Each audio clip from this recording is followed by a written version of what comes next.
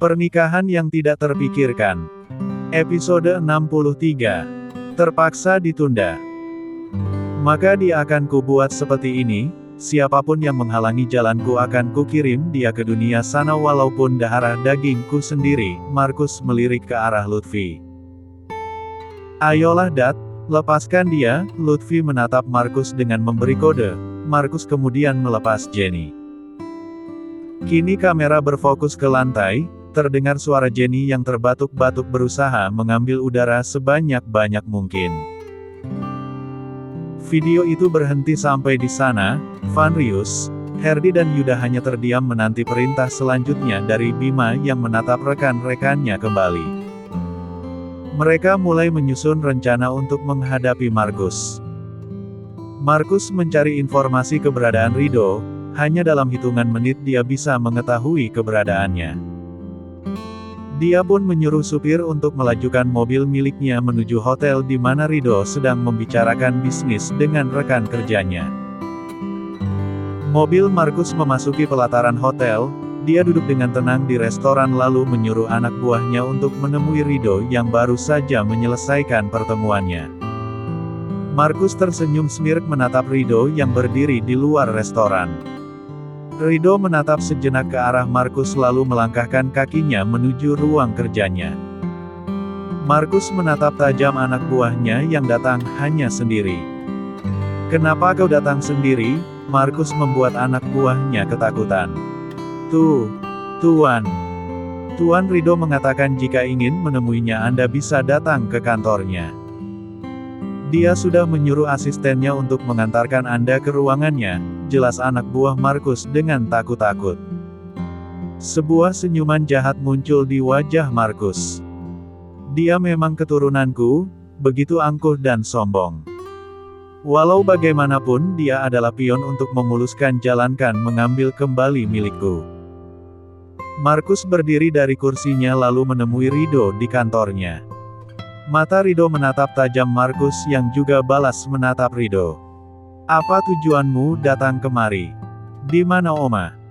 Rido dengan langsung mempertanyakan Oma Ayu pada Markus. "Apakah begitu ajaran Sutomo? Kamu akan berkata keras pada orang tua yang jelas-jelas aku adalah ayah kandungmu." Markus menatap ekspresi Rido yang terkejut saat mendengar penjelasan. "Apa? Aku adalah putramu. Apakah Anda bermimpi?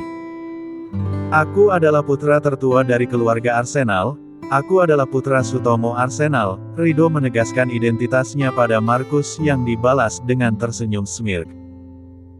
"Sungguh hebat Sutomo sudah mencuci otakmu dengan mengatakan jika dia dedimu. Padahal kenyataannya aku adalah dadimu yang asli." Markus berdiri dengan angkuh di hadapan Rido yang terlihat kebingungan. "Aku tahu kamu merasa bingung. Tapi ketahuilah nak, aku adalah dadimu yang asli. Sutomo dengan sengaja mengambilmu dariku, tidak hanya kamu, dia juga mengambil paksa Momi dan juga harta keluarga yang seharusnya menjadi milik kita." Markus memulai tipu muslihatnya untuk membuat Rido di pihaknya. Tidak hanya membuat Rido menentang Sutomo, Markus pun membuat Rido yang masih kebingungan menentang Bima.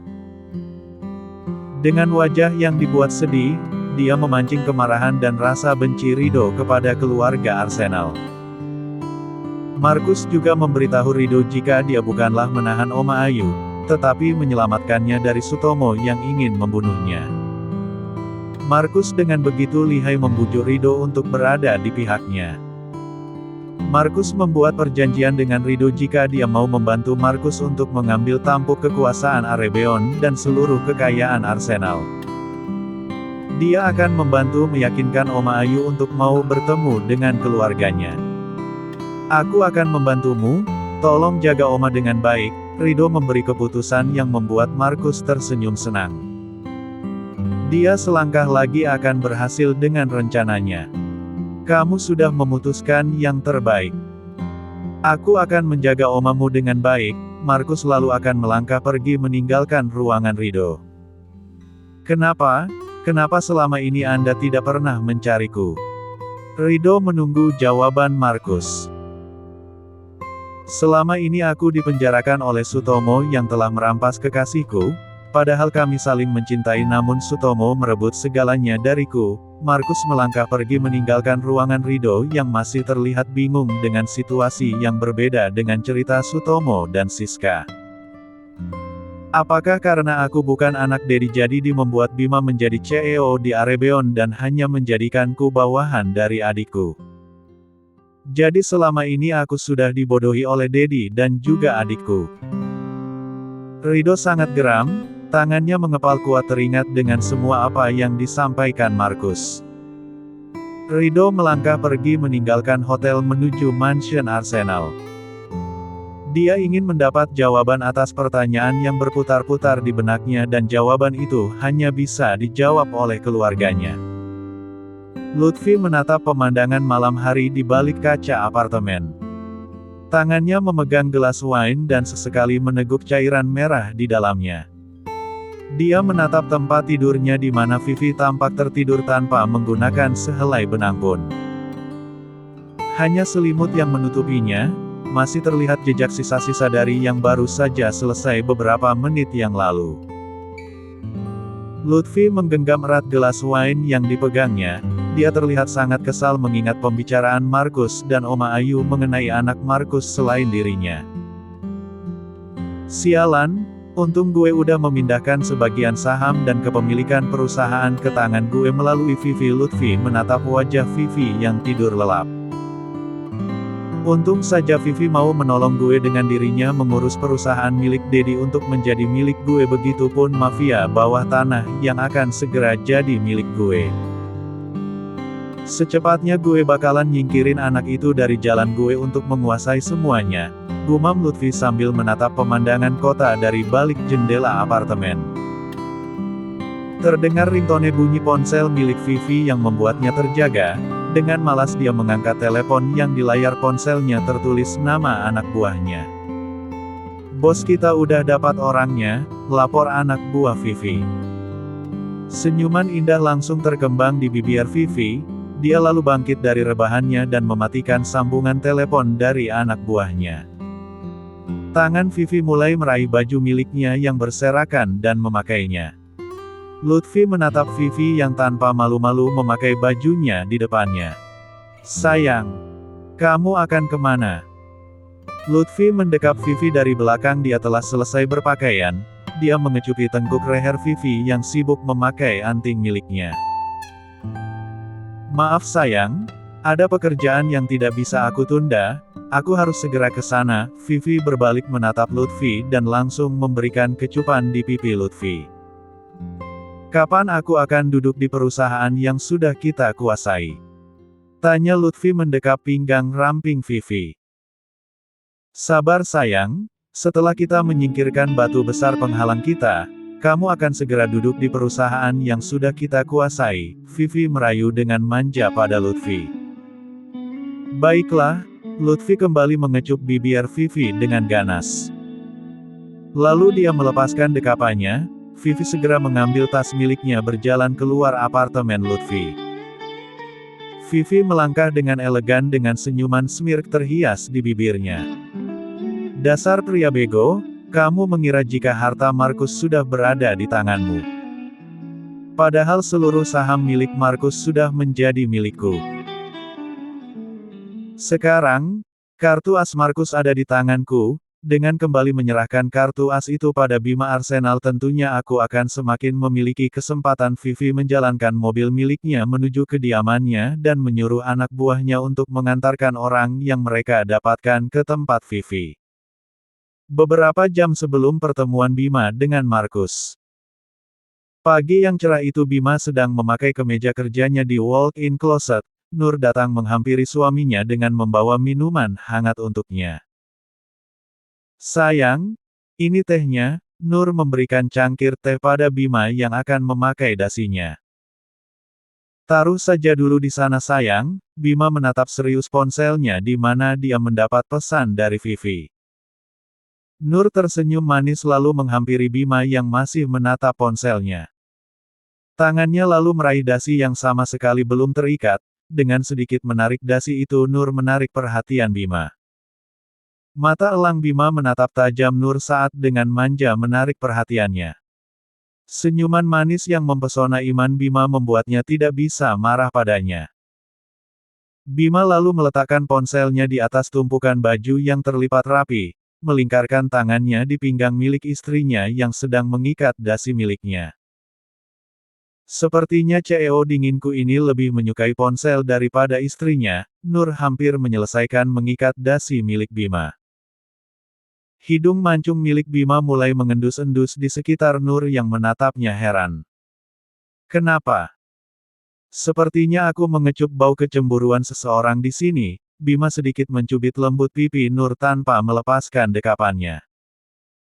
Nur memasang wajah begitu menggemaskan membuat Bima semakin jatuh cinta padanya. Perlahan dia mendekatkan wajahnya pada Nur dan mendaratkan sebuah kecupan di bibir Nur. Kecupan itu terhenti saat Isyel mengetuk pintu kamar Bima. Aku akan melihat siapa yang mengganggu kita, Bima mengecup kening Nur lalu melangkah keluar menuju pintu kamarnya. Dret, dret. Sebuah pesan masuk di ponsel Bima, Nur pun meraih ponsel milik Bima dan membukanya. Kening Nur berkerut saat melihat layar ponsel Bima tertulis pesan dari Vivi. Dia lalu membuka ponsel Bima dengan kode yang sudah diketahuinya. Semenjak menikah, Bima memberitahu Nur passcode ponsel juga brankas yang tersimpan di walk-in closet. Nur menatap heran saat dirinya tidak bisa lagi membuka ponsel milik Bima.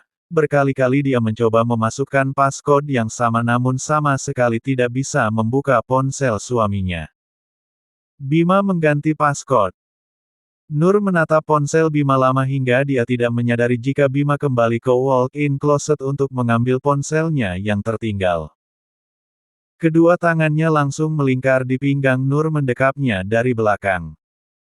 Sebelah tangannya mengesampingkan rambut panjang Nur yang bergelombang, dia mengecupi tengkuk leher Nur dengan lembut.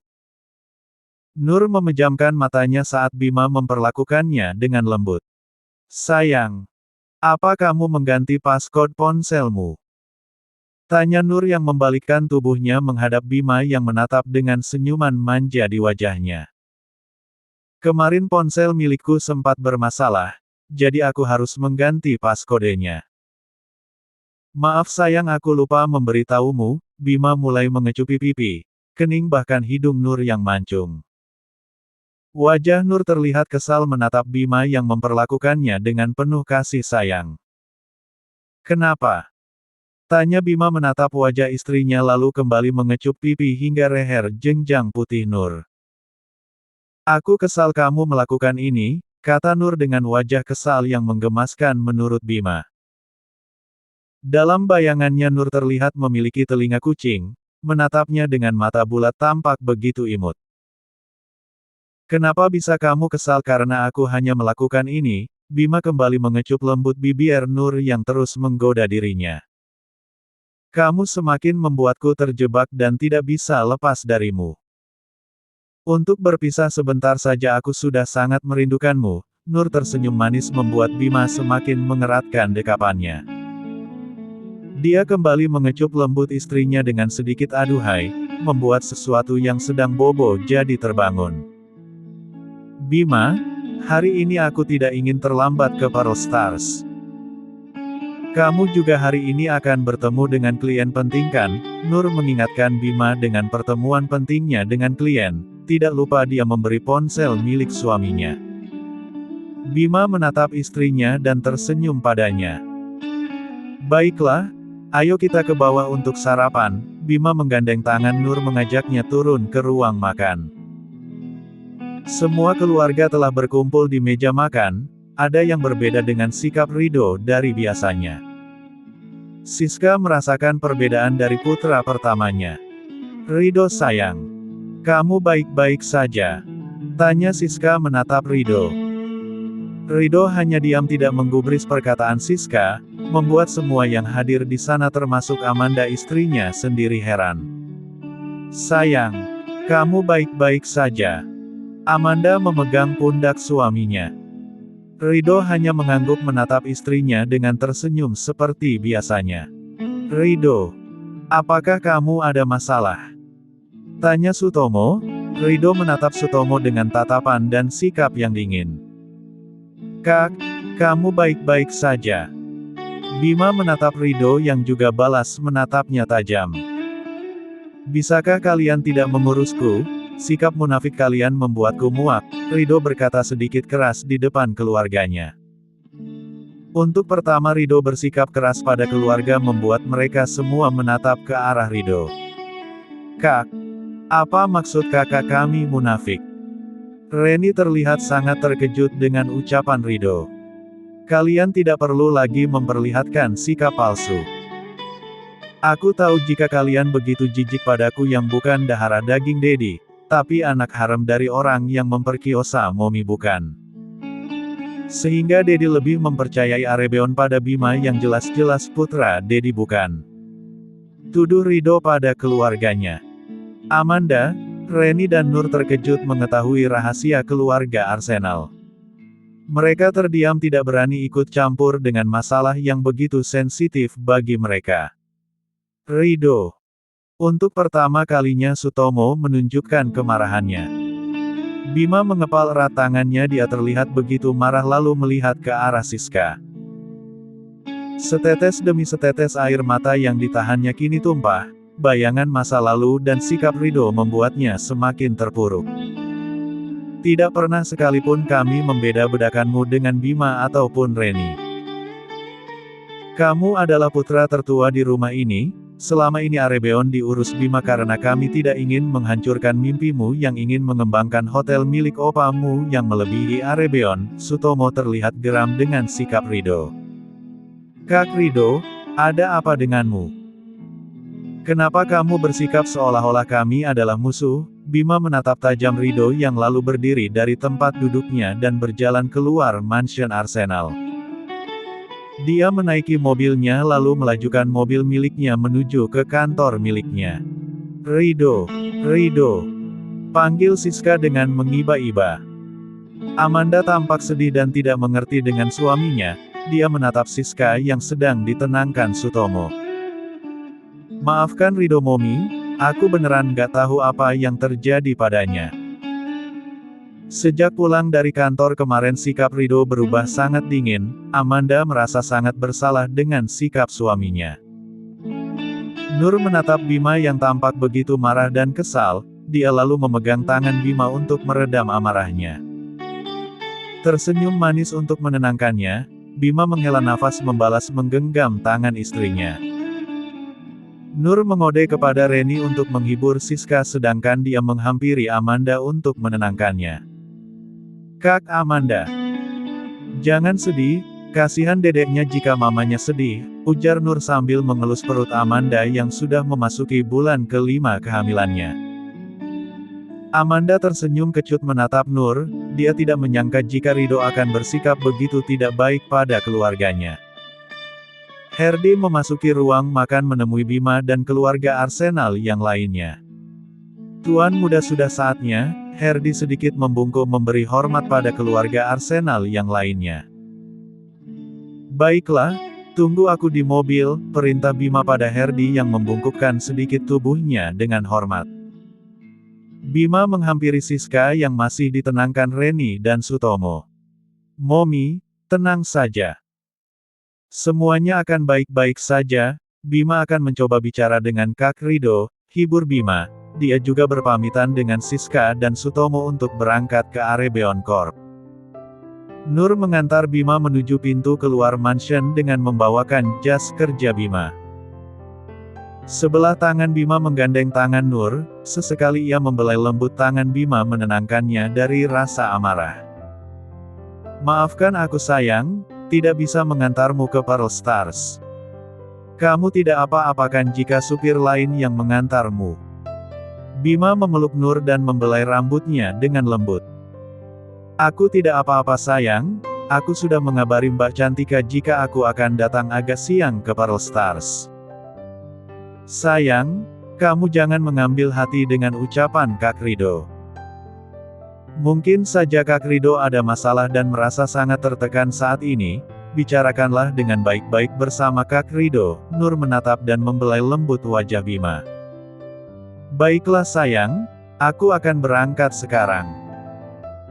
Kamu hati-hati nanti di jalan ya, aku sudah menyuruh beberapa bodyguard untuk menjagamu. Bima mengecup kening Nur dengan penuh kasih sayang. Dia pun tak lupa mengecup punggung tangan suaminya dan menanti mobil Bima melaju pergi menuju Arebeon. Nur kembali masuk ke dalam mansion dan bergabung dengan Amanda dan Reni yang duduk di taman belakang. Sutomo mengajak Siska untuk beristirahat di kamar mereka. Siska merasa sangat bersalah dengan Rido. Saat dirinya depresi, berulang-ulang kali dirinya menyakiti Rido dan berulang-ulang kali pula Sutomo menyelamatkan Rido. Sutomo begitu amat menyayangi Rido dan tidak pernah membeda-bedakannya bersama anak-anaknya. Mobil Mercedes Maybach milik Bima memasuki sebuah pelataran restoran. Ditemani Herdi, mereka berdua berjalan memasuki restoran, melihat ke kanan dan ke kiri mencari orang yang akan mereka temui. Vivi mengangkat tangan sebelah kanan, memberitahu keberadaannya pada Bima yang baru datang bersama Herdi. Mereka berdua pun menghampiri meja Vivi yang telah mempersilahkan mereka untuk duduk. Langsung saja, apa tujuanmu mengundangku? Bima menatap tajam Vivi. Tenang Tuan Bima, maksudku mengundang Anda adalah untuk bekerja sama mengirim Markus ke penjara. Bima dan Herdi saling berpandangan, mereka merasa heran pada Vivi yang mengkhianati Markus. Melihat tatapan Bima dan Herdi yang tidak mempercayainya, Vivi bisa memakluminya. Aku tahu kamu tidak mempercayainya, sebagai bukti aku memang ingin memenjarakan Markus dan Lutfi. Kalian bisa mendatangi alamat ini. Nenek kamu ada di alamat ini. Vivi menyerahkan secarik kertas berisikan alamat menuju sebuah rumah sakit terpencil di desa. Kenapa? Bima masih tidak mempercayai Vivi. Dia lalu menyerahkan secarik kertas itu pada Herdi, mengodenya untuk menyelidiki alamat yang diberi Vivi. Aku hanya ingin mendapatkan keadilan. Dia dan Lutfi sudah membunuh papaku yang merupakan ketua mafia dunia bawah di MK. Demi mendapatkan dukungan dari para anak buah papa, mereka dengan berani membunuh papa dan seluruh keluargaku. Mereka juga sudah memanipulasi kematian papa akibat obat terlarang. Mereka juga terus memburuku agar keturunan dari papaku tidak menuntut balas padanya. Aku terpaksa menyamar menjadi wanita Markus agar bisa mengambil kembali apa yang telah mereka curi, jelas Vivi. Jadi kamu rela mengkhianati Markus dan Lutfi? Bima menatap mata Vivi mencari kebohongan di dalamnya. Vivi sangat pintar dalam memanipulasi hati dan pikirannya. Demi papa dan keluarga yang sudah dibunuh Markus juga Lutfi, saya akan melakukan apapun termasuk mengkhianati mereka. Bima hanya diam menatap Vivi yang tampak bersungguh-sungguh. Herdi melirik jam tangannya yang hampir jam pertemuan Bima dan Markus. Vivi menyadari hal itu, segera mengeluarkan sebuah memory card yang berisi catatan kejahatan Markus dan antek-anteknya. Di dalam ini, bukti semua kejahatan yang dilakukan Markus, Lutfi dan juga beberapa orang yang berkuasa di sini, jelas Vivi kembali. Apa tujuanmu sebenarnya?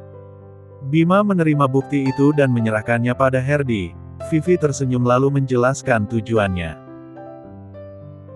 Aku ingin meminta bantuanmu untuk mendapatkan sidik jari menggunakan darahnya dan juga tanda tangan Markus di file ini. Vivi menyerahkan sebuah file yang berisi surat pemindahan kekuasaan dunia bawah di negara MK. Untuk mendapatkan hak penuh, aku harus mendapatkan tanda tangan dan sidik jarinya. Sudah berkali-kali aku mencoba mendapatkannya, namun Markus sangat jeli. Aku tidak bisa memberikan file ini pada Lutfi karena dia akan mengetahui rencanaku. Hanya kamu satu-satunya harapanku. Vivi menatap Bima dengan penuh harap. Bima mengambil file itu lalu berdiri pergi dari restoran itu. Vivi mengulurkan tangannya untuk berjabat tangan dengan Bima yang menatapnya bingung. Aku sangat berharap padamu, Vivi tersenyum manis pada Bima yang hanya menatapnya dengan dingin. Kamu jangan senang dulu, jika kamu berani mengkhianatiku, maka aku tidak akan pernah segan-segan mengirimmu ke dunia sana. Bima meninggalkan Vivi tanpa menyambut jabatan tangannya. Cool. Vivi tersenyum smirk melihat Bima dan Herdi yang keluar restoran menuju mobil miliknya. Sebentar lagi dunia bawah akan menjadi milikku. Tunggu saja Bima, setelah semua ini aku jamin kamu akan menjadi milikku. Akan aku buat istri yang kamu sayangi itu pergi meninggalkanmu. Vivi berdiri dari kursinya lalu melangkah pergi meninggalkan restoran. Beberapa pria berbaju hitam senantiasa mengikutinya. Herdi mulai membuka isi memory card yang diberikan Vivi. Dia tercengang dengan isi file di dalamnya. Tuan muda, memory card ini asli. Di sini juga tersimpan semua data-data kejahatan Markus, Lutfi dan pejabat-pejabat terkait. Herdi memeriksa secara mendetail semua file yang ada di memory card itu. Dia menatap file yang diberikan Vivi pada Bima. Tuan muda, bagaimana Anda akan mendapatkan tanda tangan dan sidik jari darah dari Markus? Dia pasti akan sangat berhati-hati, Herdi mengingatkan Bima. Hubungi Vanrius dan Yuda, kirimkan alamat tempat pertemuan kita pada mereka, perintah Bima. Baik Tuan muda. Herdi mengambil ponsel miliknya mulai menelepon Vanrius. Dan juga segera hubungi kejaksaan, mereka pasti sangat senang mendapat hadiah menarik dari kita, perintah Bima yang segera melaksanakannya. Tidak lupa pula Herdi memberitahu kepolisian untuk datang ke tempat perjanjian mereka dan menjelaskan rencana mereka. Polisi pun mau bekerja sama untuk menangkap Markus dan antek-anteknya juga pejabat yang terkait dengan Markus. Bersambung.